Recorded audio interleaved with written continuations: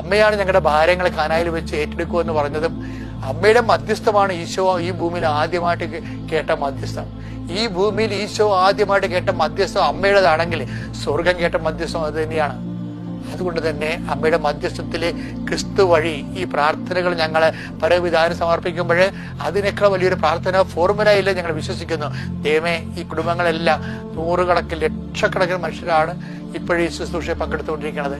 അവരെല്ലാവരും അത് പങ്കെടുക്കുകയും ആ പങ്കെടുക്കുന്ന ഓരോ മക്കളും ആശ്രയം വെച്ചിരിക്കുന്ന ഓരോ മക്കളുടെ മേലും ദൈവത്തിന്റെ കരുണ, മനസ്സ്, ശരീരം, ആത്മാവ്, ജീവിതം എല്ലാ മണ്ഡലങ്ങളിലും യാത്ര, അതുപോലെ തന്നെ ചർച്ചകള്, മീറ്റിങ്ങുകള്, യോഗങ്ങള്, സമ്മേളനങ്ങള്, എവിടെയെല്ലാം അങ്ങനെ മക്കൾ പോകുന്നു അവിടെയെല്ലാം അവിടെ കൂടെ ദൈവത്തിന്റെ സാന്നിധ്യം ഉണ്ടാകാനും സാമ്പത്തിക ക്രയവിക്രയങ്ങൾ, വിനിമയങ്ങൾ, വ്യാപാരങ്ങൾ, വ്യവസായങ്ങൾ, അതിനുവേണ്ടിയുള്ള നീക്കുപോക്കുകൾ, ചർച്ചകള്, യാത്രകള്, സംരംഭങ്ങള്, കയ്യൊപ്പുകള്, ഒപ്പിടേണ്ട അവസ്ഥകള്, രജിസ്റ്ററിന്റെ